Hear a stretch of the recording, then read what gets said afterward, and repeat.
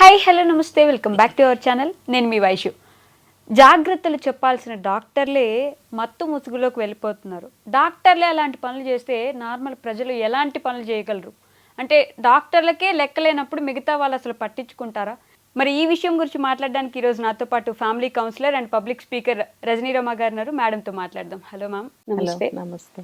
డాక్టర్లు అంటేనే దైవం, తర్వాత వాళ్ళని ఖచ్చితంగా అంత పొజిషన్లో చూస్తుంటాము. మరి ఇప్పుడు ఈ కేసులో ఆవిడ డ్రగ్స్ తీసుకోవడం, అది కూడా ఇప్పుడిప్పుడు కాదు, ఎప్పటి నుంచో తీసుకుంటున్నారని వచ్చింది. ఈ విషయాన్ని ఎలా తీసుకోవాలి అసలు? ఇప్పుడు గతంలో కూడా జరిగాయమ్మా కొన్ని చాలా కేసులు. ఇప్పుడు నిన్న న్యూస్ పేపర్లో కూడా వచ్చింది ఇదే న్యూస్. ఎన్నో కేసుల్ని వాళ్ళు మళ్ళీ మనకు గుర్తు చేశారు కూడా. ఓకే, అంటే మీరు అన్నది కరెక్ట్. ఇప్పుడు వైద్యో నారాయణ అంటారు, అంటే భగవంతుడితో సమానం. ఇప్పుడు మేల్ డాక్టర్ దగ్గరకైనా సరే లేడీస్ వెళ్ళటానికి ఎందుకు సిద్ధపడతారంటే ఒక దేవుడిని చూస్తారు. కరెక్ట్. చూసి వాళ్ళ ఆరోగ్యాన్ని కానీ వాళ్ళ శరీరాన్ని కానీ ఆ వైద్యం కోసం వాళ్ళ చేతిలో పెట్టి కళ్ళు మూసుకుంటారు. కళ్ళు మూసుకుంటే ఏం జరుగుతుంది అనేది పేషెంట్కి తెలియదు. వాళ్ళ చేతిలో పెట్టేస్తారు అంతే, భరోసా, నమ్మకం, దేవుడు మనకి ఎందుకు అన్యాయం చేస్తాడు అని. అటువంటిది మనం మొన్న అర్జున్ రెడ్డి అని ఒక సినిమా చూసాం కదా. అందులో అతను ఫుల్గా డ్రింక్ చేసి 24 hours చైన్ స్మోకింగ్ చేస్తూ మరి ఆపరేషన్ చేయడం, సినిమాలు కూడా తప్పుదారి పట్టిస్తుంటాయి కొన్ని. వాళ్ళు ఒకందుకు చూపిస్తే ప్రజల్లోకి వాళ్ళు ఇంకోలా తీసుకుంటారు అనమాట. అటువంటివి కూడా కొంచెం మనం ఆఫ్ చేయాల్సిన అవసరం ఉంది. సో అందులో చూపించారు. అలాగా ఇప్పుడు డాక్టర్లు అలా తయారయ్యారు. ఏంటంటే వీళ్ళు జనరేషన్కి చాలా తేడా చూడండి. ఇవన్నీ గతంలో లేవు, ఇప్పుడే ఎందుకు స్టార్ట్ అయ్యాయి అంటే దేని విలువ కూడా ఎవ్వరికి తెలియటం లేదు. డాక్టర్ అంటే ఏంటి అనేది డాక్టర్ చదవాల్సిన వాళ్ళకి తెలియటం లేదు, డాక్టర్ చదివిన వాళ్ళకి తెలియటం లేదు. ఏదో మాకు వచ్చు, మేము చేస్తున్నాం వైద్యం అంతే. దాని ప్లేస్లో కొంచెం ప్రౌడు, కొంచెం ఈగో, కొంచెం స్టేటస్, కొంచెం అది అన్నీ కలుపుకొని మేము డాక్టర్ అంటే ఇది అన్నట్టుగా చూపిస్తున్నారు తప్ప అసలు డాక్టర్ అంటే ఏంటి, అసలు డాక్టర్ ఎలా ఉండాలి, ఎలా మాట్లాడాలి, ఎలా నడుచుకోవాలి, పేషెంట్ని ఎట్లా ట్రీట్ చేయాలి, అసలు ముందు మనం ఎలా ఉండాలి రోల్ మోడల్గా. ఇప్పుడు మన ఫుల్గా తాగేస్తూ ఎదుటివాడిని తాగద్దని చెప్పలేం, అర్హత ఉండదు. అలాగే ఒక మంచి ఆరోగ్యం చూసుకోకుండా వైద్యం చేశారనుకో, అంటే తెలియకుండా ఏదైనా అనారోగ్యాలు వస్తే అది వేరే విషయం, కానీ చేతులారా ఆరోగ్యం పాడు చేసుకుంటూ పేషెంట్లకి ఆరోగ్యం గురించి చెప్పే అర్హత కూడా డాక్టర్స్కి లేదు. ఓకే, గతంలో కూడా ఇలా డ్రగ్స్ తీసుకోవడం ఇలాంటివి చాలా జరిగాయి. ఇప్పుడు డాక్టర్స్, యూత్ డాక్టర్స్ ఏం చేస్తున్నారంటే ఎక్కడెక్కడో చదువుతున్నారు. ఇక్కడ చదివినా కూడా మెడికల్ దాంట్లోకి కాలు పెట్టంగానే వీళ్ళకి కొత్త కొత్త హంగులు, కొత్త కొత్త అలవాట్లు, కొత్త కొత్త కల్చర్లు కావాలని నేర్చుకుంటున్నారు. అదొక స్ట్రాటజీ. దానికోసం ఎందుకంటారు అసలు? ఎందుకంటే అదొక ట్రెండ్, ఒక స్టైల్ అయిపోయింది, ఒక ఫ్యాషన్ అయిపోయింది. అది డాక్టర్స్ అంటే హై లెవెల్లో ఉండాలి అన్నట్టుగా అటువంటి అలవాట్లన్నీ చేసుకుంటున్నారు. అందులో భాగంగానే ఈ డ్రగ్స్ అనేవి కూడా, డ్రింకింగ్ ఒకటి, స్మోకింగ్. మెడికో స్టూడెంట్స్ ఎంతమంది స్మోక్ చేస్తున్నారు అమ్మాయిలతో సహా. రైట్. మరి ఈ అమ్మాయిల గురించి ఏం చెప్పాలి? స్త్రీ శక్తి అని చెప్పి ఒక పక్కన మాట్లాడుకుంటున్నామే. మరి ఈ అమ్మాయిలందరూ ఈ అలవాట్లేంటి, పోకడలేంటి, వాళ్ళు చదువుతున్న చదువుకి, వాళ్ళు ప్రవర్తిస్తున్న తీరుకి ఏమన్నా అసలు సంబంధం ఉంటుందా?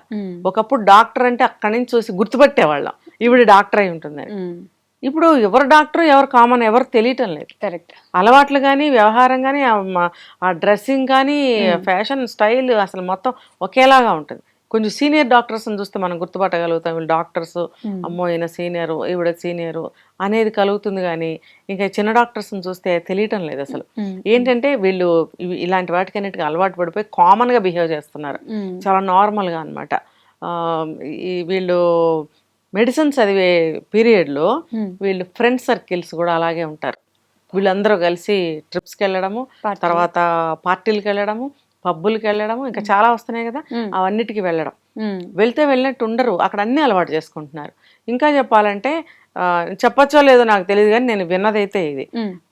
అందులో వాళ్ళు ఫ్రీగా కూడా ఉంటారు జెంట్స్ తోటి, కో ఫ్రెండ్స్ అయి ఉండొచ్చు, కో స్టూడెంట్స్ అయి ఉండొచ్చు, వీళ్ళు సెక్సువల్గా కూడా ఉంటారు అని చెప్పి నాకు ఒక టాక్ వచ్చింది, విన్నాను నేను. రైట్. అది నాకైతే నేను ఎప్పుడు చూడలేదు. అంటే ఇటువంటి టాక్ ఎందుకు వస్తుంది బయటకి? మన ప్రవర్తన సరిగ్గా లేకపోబట్టే వస్తుంది. ఇప్పుడు కొత్తగా ఈ డ్రగ్స్, ఇప్పుడు ఈవిడ డాక్టర్ నమ్రత అనే ఆవిడ తండ్రి డాక్టర్ మోహన్ వంశీ, ప్రఖ్యాత ఆంకాలజిస్ట్ ఆయన. ఎవరైనా క్యాన్సర్ పేషెంట్స్ సంప్రదించాలి అనుకుంటే ఫస్ట్ ప్లేస్ మోహన్ వంశీ గారిదే. నేను కూడా రిఫర్ చేశాను చాలా మందికి, ఆయన దగ్గరికి వెళ్ళండి అని చెప్పి. అంత గొప్ప పేరున్న మోహన్ వంశీ గారి కూతురు అని చెప్పి నేను ఇప్పుడే విన్నాను. చాలా వండర్ అయిపోయాను అనమాట. ఆయనకు మా ఆయన మచ్చేగా ఇప్పుడు ఇది కదా. ఏంటి అంటే ఈవిడ ఫారెన్ వెళ్ళి చదువుకుంది అంటే, నువ్వు ఫారెన్ వెళ్ళి చదువుకుంటే ఫారెన్ అలవాట్లు, లేకపోతే ఇక్కడే ఒక మంచి ప్లేస్కి వెళ్ళి చదువుకుంటే అక్కడ ఇంకా వేరే అలవాట్లు, ఇలా చేసేసుకుంటారా? అదే నేను చెప్తుంది. ఇప్పుడు మనకు పరువు ప్రతిష్టలు వద్దు, తండ్రి సంపాదించిన పేరు వద్దు, మన కుటుంబ గౌరవం వద్దు, కుటుంబ ఆచార వ్యవహారాలు సాంప్రదాయాలు వద్దు, ఏమొద్దు. నువ్వు డాక్టర్ ఎలా అయ్యావు? ఆయన ఒక బాట వేస్తే నువ్వు డాక్టర్ అయ్యావు. అంతేగాని నువ్వు కష్టపడి డాక్టర్ సీటుని సంపాదించుకుని నువ్వు డాక్టర్ చదవాలని పట్టుదలతో అహర్నిశలు కష్టపడి నువ్వు సంపాదించితే ఓకే. సంపాదించలేదు అని అనుకో, నీకు ఈ విలువ తెలియలేదు అంటే మరి నువ్వు ఎలా సంపాదించావు? కొంతమంది డాక్టర్లు విమర్శించారు, ఆవిడ అసలు డాక్టరేనా అని. మరి ఈ అనుమానాలు ప్రజల్లో ఎందుకు వస్తున్నాయి? నువ్వు చేసిన పని అలా ఉంది. తను కూడా ఆంకాలజిస్ట్ అని చెప్తున్నారు. అంటే ఆయన తన వారసురాలుగా చేయాలని అనుకున్నారేమో. అనుకున్నప్పుడు ఆవిడ ఆ పేరును ముందుకు తీసుకెళ్ళాలి కదా. పేరుని పక్కన పెట్టండి, మరి పేషెంట్స్కి డాక్టర్స్ తక్కువైపోతున్నారని వింటున్నాం ఈ మధ్య. మరి దాన్ని నిలబెట్టాలిగా ఆ వైద్యాన్ని. పేషెంట్స్ ఎక్కడికి వెళ్తారు రోగాలతోటి? మరి వైద్య వృత్తి చేపట్టి దాన్ని ఆ వైద్యాన్ని ముందుకు తీసుకెళ్ళాలిగా. నమ్మకం పోగొట్టుకున్నట్టే కదా. అసలు ముఖ్యంగా ఆ రోగం వస్తే ప్రజలు ఎక్కడికి వెళ్ళిపోతారు? డాక్టర్లు ఉండద్దు. ఇటువంటి డాక్టర్లు ఇలా తయారవుతారా? తండ్రి సంపాదించిన ఎంత పేరు ప్రతిష్టల్ని, అంత ఎస్టాబ్లిష్మెంట్ని ఆమె చేతిలో ఆల్రెడీ సిఇఓ చైర్మన్ ఏదో చేశారు ఆవిడని సిఇఓ చేసినప్పుడు ఆవిడ ఎలా నిలబెట్టుకోవాలి? చిన్న వయసులో అంతంత పదవులు వచ్చేయడం ఎంత కష్టం అండి. వచ్చినాయి అంటే వంశపారంపర్యం, చేతిలో ఇలా తీసుకొచ్చి ఇలా పెట్టారు చేతిలో. నువ్వేం కష్టపడలేదు. కష్టపడితే నీకు ఆ విలువ తెలిసేదేమో. మరి ఒక డాక్టర్ చదువు అంటే ఎలా చదవాలి, డాక్టర్ ఆహార్యం అటైర్ ఎలా ఉండాలి, డాక్టర్ బిహేవియర్ ఎలా ఉండాలి, తను ఎదుటి వాళ్ళతో ప్రవర్తించే తీరు ఎలా ఉండాలి, తను చేసే పనులు ఎలా ఉండాలి. నిన్న మొన్న కాదు, ఎప్పటి నుంచో మనకి ఇవాళ వెలుగులోకి వచ్చింది. ఇప్పుడు ఇన్ని లక్షల రూపాయలు ఒకటేసారి పెట్టేసి నువ్వు ఎక్కువ మొత్తంలో స్టాక్ తీసుకొచ్చి డ్రగ్స్ ఇంట్లో పెట్టుకున్నావు అని అంటే అది నువ్వు ఎంత చేయి దాటిపోయి ఉంటావో తల్లిదండ్రులకి. ఎంత అడిక్టెడ్ అయిపోయి ఉంటావు. ఎప్పుడో చేయి దాటిపోయావు నువ్వు. తల్లిదండ్రులకి తెలియకుండా ఉంటుందా? తన జీవితాన్ని, పర్సనల్ లైఫ్ను పాడు చేసుకుంది. ఈ అలవాట్ల వల్లే కావచ్చు. ఈ అలవాట్లు చేసుకున్నప్పుడు తల్లిదండ్రులు ఎవరు దగ్గర ఉండరు నువ్వు ఇది చెయ్యకు అనటానికి. అది చేసేసుకున్న తర్వాత, అడిక్ట్ అయిపోయిన తర్వాత, ఏంటి మా అబ్బాయి ఎలా ఉన్నాడు, ఏంటి మా అమ్మాయి ఎలా ఉందని అనుమానం అప్పుడు వస్తుంది తల్లిదండ్రులు. అప్పుడు తల్లిదండ్రులు ఏమీ చేయలేని స్థితి. ఏమన్నా వాళ్ళ వంతు ప్రయత్నం ఏమన్నా చేసినా కొంతవరకే మళ్ళీ అటే వెళ్తుంది ఆ ఆలోచన అనేది. కాబట్టి ఆ చెడు వ్యసనం వైపే వెళ్తుంది ఆలోచన. ఇప్పుడు ఆ మనుషులు తెలుసుకోవాలి, నేను తండ్రి ఇంత కష్టపడి నన్ను చదివించారు, నేను ఇంత పేరు తెచ్చుకున్నాను, నేను అదే చదువు చదివాను, నేను ఎంతోమందికి సేవ చేయాలి, సరే ఓకే అందులో నేను ఏదో పొరపాటున వెళ్ళాను, మళ్ళీ వెనక్కి వచ్చేద్దాం, ఇలాంటి ఆలోచనలు చేశారా? చేయనప్పుడు ఒక డాక్టర్గా ఎలా వైద్యాన్ని అందించగలదు? అసలు హాస్పిటల్కి వెళ్తారా ఎవరైనా? నువ్వు నీ వారసత్వం నీకు ఇచ్చినప్పుడు నువ్వు ఎంత దాన్ని హైప్ చేయాలి. తండ్రి పేరుని వెనక నీ పేరు ముందు ఉండేంత స్టేజ్కి నువ్వు వెళ్ళాలి. కరెక్ట్. నువ్వేం చేసావు? తండ్రి పేరుని కూడా తీసేసావు కదా. ఇప్పుడు నీ ఎస్టాబ్లిష్మెంట్ అంతా, తండ్రి గారి ఎస్టాబ్లిష్మెంట్ని అంతా నువ్వే కదా కుప్పకూల్చిన దాన్ని అయ్యావు. క్షమ ఉందా? ఆ తండ్రి మనసు ఎంత ఆక్రోశిస్తుంది. ఆయన ఎవరి కోసం కష్టపడుతున్నారు ఈ రోజు వరకు? వాళ్ళ కోసం, పిల్లల కోసం, పిల్లల కోసమే కదా పెద్దలు కష్టపడేది. మరి ఆ అమ్మాయికి అసలు ఏమాత్రం వాల్యూ తెలిసినట్టు లేదు. ఇప్పుడు ప్రజలైనా సరే వెళ్ళడానికి భయపడతారు. అది దానికి చట్టరీత్యా దానికి ఒక యాక్షన్స్ ఉంటాయి. ఒక డాక్టర్ అయ్యుండి ఆ పని చేసింది అంటే చాలా, మనం పెద్ద మాటలు మాట్లాడద్దు, చాలా డేంజర్. దానికి మెడికల్ సైన్సెస్ వాళ్ళ యొక్క చట్టాల ప్రకారం ఏవో ఉంటాయి వాళ్ళకి. ఇప్పుడు ప్రాక్టీస్ ఆపేయాల్సి వస్తుందేమో, ఏదైనా క్యాన్సిల్ చేయొచ్చు. ఇప్పుడు మనం బెంగాల్ కలకత్తా కేసులో కూడా వాళ్ళ డాక్టరేట్ని క్యాన్సిల్ చేశారు, విన్నాం కదా. ప్రిన్సిపల్ ఘోష్, సందీప్ ఘోష ఏదో ఉంది, మరి ఆయనది కూడా క్యాన్సిల్ చేశారు కదా. అంత ప్రిన్సిపల్ చేసి అన్ని సంవత్సరాలు సర్వీస్ చేసి మరి అంత ఎక్స్పర్ట్ అయినా మరి ఆయన్ని క్యాన్సిల్ చేసేసారు కదా. ఇంత గొప్ప గొప్ప పదవుల్లో ఉండి ఇంత చెత్త పనులు ఎందుకు చేస్తున్నారంటారు? ఎవరైతే ఆ స్థాయికి వెళ్తారో వాళ్ళకి సరైన దారిలో వెళ్ళలేకపోతున్నారు. డబ్బులు ఉండేటప్పటికి అలవాట్ల వల్ల ఏమైనా జీవితం ఇలా అయిపోతుంది. ఆ డ్రగ్స్ ఆ రకంగా తెప్పించుకోవడం ఒక ఆడపిల్ల అయ్యండి, అబ్బాయికి కూడా ఇదే వర్తిస్తుంది నేను చెప్పిన మాట. అమ్మాయి అయినా అబ్బాయి అయినా సరే ఒక డాక్టర్ అయ్యండి వాటికి అడిక్ట్ అవ్వటం ఏంటి. సమాజంలో ఎటువంటి మార్పు వస్తుంది ఇలాంటి చేష్టల వల్ల.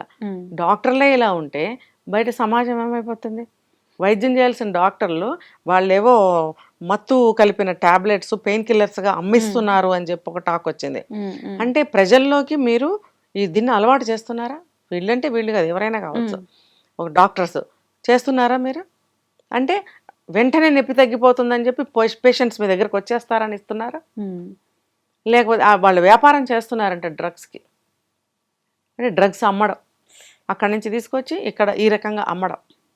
గతంలో కూడా మనం విన్నాం చాక్లెట్స్లో వాటిల్లో పెట్టి ఎవరో అమ్ముతున్నారు అని. అంటే ఏంటి, సమాజాన్ని ఏం చేద్దామని? అంటే సమాజాన్ని నిర్వీర్యం చేద్దామనే, మత్తులో ఉంచుదామనా? అంటే మోడీ గారు లాంటి వాళ్ళు ఎవరో ఒకళ్ళు వచ్చి వీళ్ళందరినీ బాగు చేసేసి వీళ్ళందరినీ ఆదుకుని వీళ్ళందరి కష్టాల నుంచి బయటకు తీసుకొచ్చి ఆయన మీద వేసుకుంటారనే?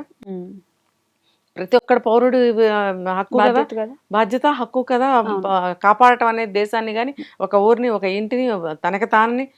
కరెక్ట్ కదా. మరి ఇవన్నీ ఎందుకు ఆలోచించట్లేదు? ఇప్పుడు ఆవిడకి ఆల్రెడీ 6 నెలలు నాన్ బెయిల్, చెంచల్గూడ జైల్లో ఉన్నారని వింటున్నాం. అర్జున్ రెడ్డి చూసి లేడీ అర్జున్ రెడ్డి అయింది. లేడీ అర్జున్ రెడ్డి అని ఆల్రెడీ పేరు పెట్టారు. ఎంత పరువు పోయింది అసలు. మోహన్ వంశీ గారు అంటేనే అసలు పెద్ద ఒక పేరండి. ఇప్పుడు చూడండి, ఒక ఆడపిల్ల ఎంత చెడ్డ పేరు తీసుకొచ్చింది కదా. పోనీ చిన్నపిల్ల, 2 పిల్లలు ఉన్నారు, వాళ్ళ భవిష్యత్తును దృష్టిలో పెట్టుకోవద్దు. తల్లి ఇలా ఉంటే వెదుగుతున్న పిల్లల మీద ఎంత ఎఫెక్ట్ పడుతుందో తెలుసా? ఒక డాక్టర్ అంటే ఒక ఆవిడ ఒక న్యూట్రిషనిస్టు, ఒక మదరు, ఒక సంస్థ, ఇలా ఒక సైకాలజిస్టు, ఒక సైక్రియాటిస్టు, ఒక మోటివేషనల్ ఇది అన్నీ ఉంటాయి ఒక డాక్టర్కి. ఇన్ని ఉండవలసిన ఒక తల్లి, ఒక డాక్టర్, పిల్లలు అలా ఏమైపోతారు ఆవిడ అలా ఉంటే?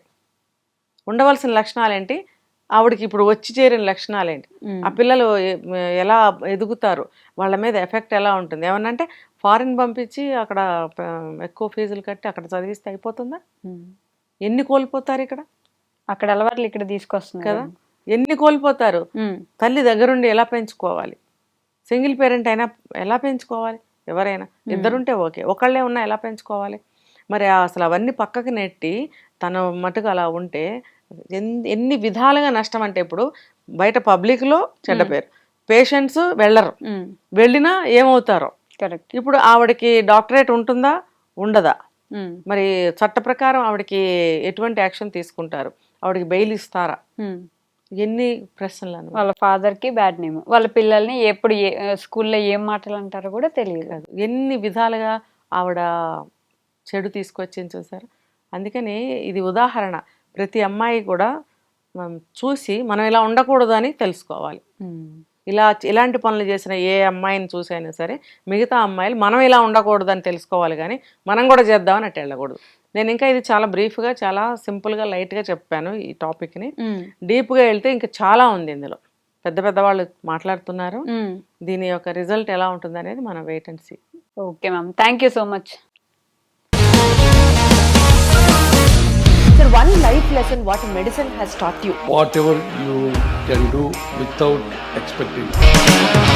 బట్ ఐ రియలీ బిలీవ్ మన పాజిటివ్ యాటిట్యూడ్ ఉంటేనే మనం ఏదైనా సాధించగలం. గట్ని మనం కరెక్ట్గా డీల్ చేసినట్లయితే అది మనకి పాజిటివ్ హార్మోన్స్ని రిలీజ్ చేస్తుంది. షుగర్ వచ్చిన వాళ్ళ పరిస్థితి ఏంటి? పొట్ట దగ్గర పెరిగితే దాన్ని ఆండ్రాయిడ్ అంటారు, ఆండ్రాయిడ్ ఫోన్ కదా. అసలు థాట్స్ ఎందుకు వస్తాయి? బ్రెయిన్ డెడ్ అంటే దానికి ప్రపంచం అంతా కూడా కొన్ని నిర్దిష్టమైనటువంటి లక్షణాలు. మానసికంగా ధైర్యంగా ఉంటే క్యాన్సర్ జయించవచ్చు. You are a doctor for a cause sir, అంతే. వాళ్ళకి వచ్చిన ఆదాయం కాకుండా ఫ్రీ సర్వీస్ ఎంతమందికో చేస్తారు.